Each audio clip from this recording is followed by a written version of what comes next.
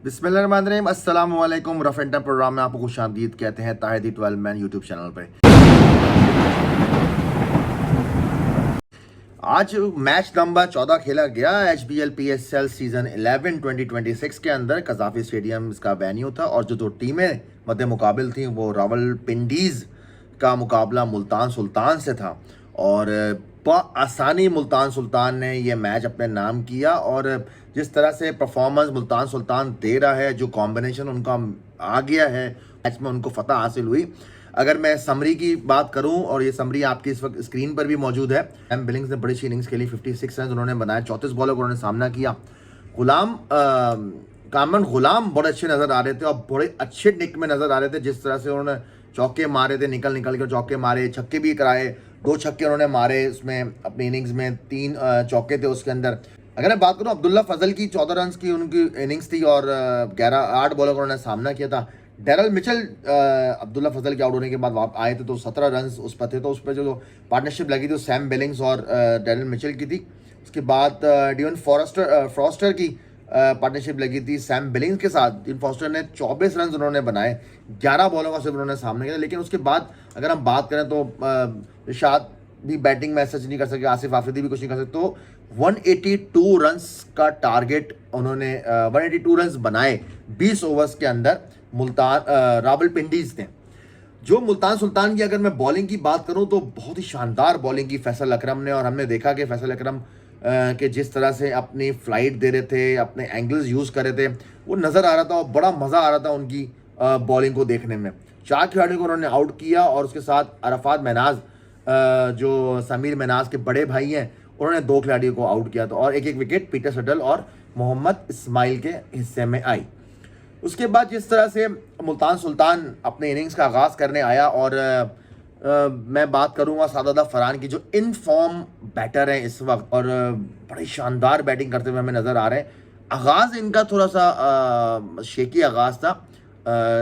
शुरू में ही जो स्टीव स्मिथ है वो आउट हो गए थे, मोहम्मद आमिर ने इनको शिकार किया था और बहुत अच्छी स्लो रन करके उन्होंने उनको आउट किया। उसके बाद जो पार्टनरशिप लगी जॉर्ज फ्लिपी की और साहबजादा फरहान की, तो बस फिर हमें छक्के और चौके ही नज़र आए। साहबजादा फरहान की इनिंग्स के 4 चौके थे, 5 छक्के थे, और जॉर्ज फ्लिपी की इनिंग्स में 6 चौके और 3 छक्के थे। उसके बाद जब जॉर्ज फ्लिपी आउट हुए तो साहबजादा फरहान भी आउट हुए। फिर जिम्मेदारी आई शान मसूद और एस्टन टर्नर जो कप्तान है। तो एस्टन टर्नर ने इनिंग्स बहुत ज़बरदस्त खेली, 26 रन उन्होंने बनाए, 10 बॉलों का उन्होंने सामना किया। 27 रन शान मसूद ने बनाए, नॉट आउट रहे और 15 बॉलों का उन्होंने सामना किया।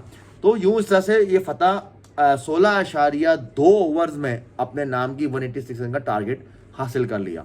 बॉलिंग की अगर हम बात करें, रावलपिंडीज़ की बॉलिंग की बात करें तो मोहम्मद आमिर ने सिर्फ 2 खिलाड़ियों को आउट किया और एक वाहिद वही बॉलर थे जो लग रहे थे कि जो कुछ मैच चेंज कर सकते हैं। शुरू में उन्होंने 2 ओवर किए, लेकिन उसके बाद जब तीसरा ओवर के उनको लाया गया तो मैं समझता हूँ बहुत लेट उनको लाया गया। अगर उनको पहले लाते तो वो शायद वहाँ, अगर वो ब्रेक थ्रू उन्होंने बाद में आकर जो दिलाया, वो शायद 2-3 ओवर पहले मिल सकता था, तो शायद मैच में थोड़ा सा चेंज आ सकता। क्योंकि नया बैटर आते ही उस कमांडिंग सिचुएशंस में नहीं खेल सकता जिस तरह से हमें लगता है कि T20 फॉर्मेट की रिक्वायरमेंट है। अगर उस पर आए तो उसके बाद तो दीगर मानता कोई भी ऐसा बॉलर को नहीं परफॉर्म कर सका। जो रिशाद हुसैन थे वो बहुत एक्सपेंसिव रहे और एक वक्त में तो ऐसा लग रहा था कि वो 6 बॉलें किस तरह से बचाएं, क्योंकि ये बॉलर ये होता है जब आपको मार लग रही होती है तो आपसे बॉल बचाना बड़ा मुश्किल हो जाता है और फिर आप एम्पायर की तरफ आते हैं, आप बोलते हैं जी ओवर हो गया, लास्ट बॉल है, सेकंड लास्ट बॉल है। तो ये भी आती है सिचुएशन और हर बॉलर उस सिचुएशन से गुजर चुका है। कई दफ़ा मैं भी जब हम खेलते थे उस सिचुएशन से गुजरे हैं, तो ये तो हमें भी पता है। तो मुल्तान सुल्तान ने 2 पॉइंट्स अपने नाम किए। और अगर हम पॉइंट्स टेबल की बात करें तो मुल्तान सुल्तान इस वक्त सरे फहरिस्त हमें नज़र आ रहा है। 5 मैचेस के बाद 4 विन्स उनको मिली हैं, 1 लॉस किया और 8 पॉइंट के साथ वो टॉप पर हैं। कराची ने 3 मैचेस खेले हैं, वो 3 मैचेस जीते हैं, 6 पॉइंट्स उनके हैं। इस्लामाबाद यूनाइटेड की बात करें तो 4 मैच खेले हैं उन्होंने, 2 जीते हैं, 1 हारा है। एक जो मैच नहीं हुआ था पेशावर ज़ल्मी से, उनका 5 पॉइंट के साथ वो तीसरे नंबर पर मौजूद हैं। चौथे नंबर पर लाहौर कलंदर्स हैं जिन्होंने 3 मैचेस खेले हैं, 2 जीते हैं, 1 हारा है और 4 पॉइंट्स। पेशावर ज़ल्मी ने सिर्फ 2 ही मैचेस खेले हैं, 3 पॉइंट के साथ वो 5वें नंबर पर हैं। कोयटा ग्लैडिएटर्स के 4 मैच हो चुके हैं, 1 जीता है कोयटा ग्लैडिएटर्स और 3 हारे हैं। 2 पॉइंट्स उनको मिले। रावलपिंडीज़ की अगर हम बात करें तो 4 मैचेस में चारों ही हारे हैं, और हैदराबाद किंग्समैन्स की अगर बात करें तो 3 मैचेस उन्होंने खेले और तीनों ही हारे हैं। अगर बात करूं हैदराबाद किंग्समैन्स की बात करूं, रावलपिंडीज़ की बात करूं, कोयटा ग्लैडिएटर्स की बात करूं तो, और पेशावर ज़ल्मी की, कोयटा के 4 मैचेस हो चुके हैं, तो उनको यहाँ पर मैचेस जीतना बहुत ज़रूरी है। अगले 4 मैचेस जीतेंगे तो 4 से 5 मैच जीतेंगे तो पॉइंट्स टेबल पे उस फेरिस्त में आएंगे, क्योंकि टॉप 4 टीमों ने ही क्वालिफाई करना है, एलिमिनेटर होगा, क्वालिफायर होगा, इस तरह से वो जिस तरह से हम HBL PSL के फॉर्मेशन होती है। अब फिर ये फेस चला जाएगा जी ये कराची के अंदर।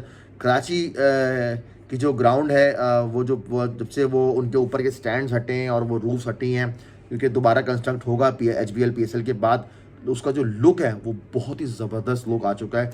और ये मैं आपकी स्क्रीन पे ये लुक भी शेयर कर रहा हूँ, ये आप ज़रूर देखें, बहुत ज़बरदस्त ये लुक आया हुआ है, और ये लग नहीं रहा कि ये नेशनल बैंक स्टेडियम कराची है।